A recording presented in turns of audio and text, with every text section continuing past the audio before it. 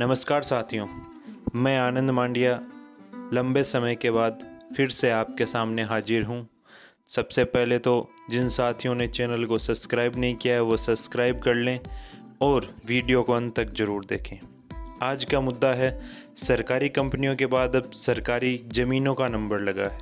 जी हाँ, मोदी सरकार सरकारी कंपनियों को बेचने के बाद अब सरकारी ज़मीनों को भी बेचने के लिए तैयारी कर चुकी है। इन ज़मीनों को बेचने के लिए एक अलग सरकारी कंपनी बनाई जाएगी। बिकवाली की एक और लिस्ट तैयार है जो मैं आगे बता रहा हूँ।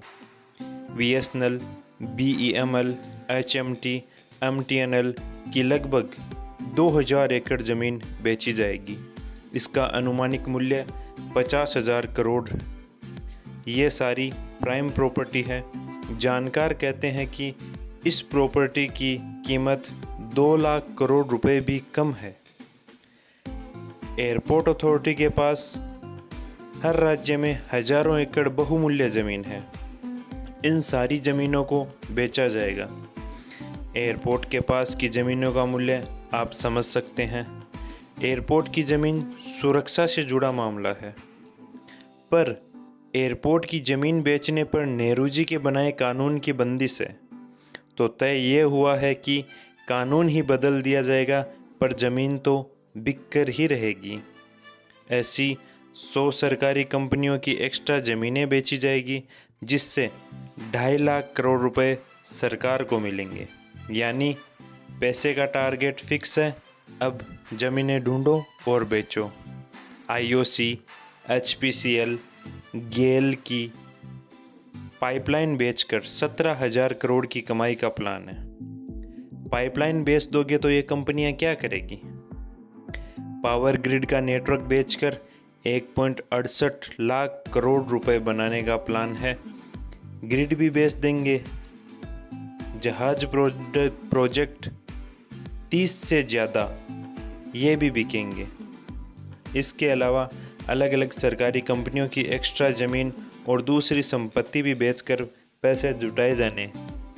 मेरा सवाल बेचने पर नहीं है, मेरा सवाल इन संपत्ति के खरीदारों पर है। इस वक्त देश की 97% जनता की कमाई घट चुकी है। 23 करोड़ जनता BPL बन चुकी है। 25 करोड़ लोगों का रोजगार खत्म हो चुका है। जो भी इन संपत्ति को खरीदेगा उसके पास इतना पैसा इस वक्त किधर से आएगा? और इस राष्ट्रीय वैश्विक संकट के बीच इन संपत्ति को बेचने का हक सरकार को किसने दिया? ये देश नहीं, जनता भी बिक रही है। नहीं संभले तो आपका भी नंबर जल्दी आएगा।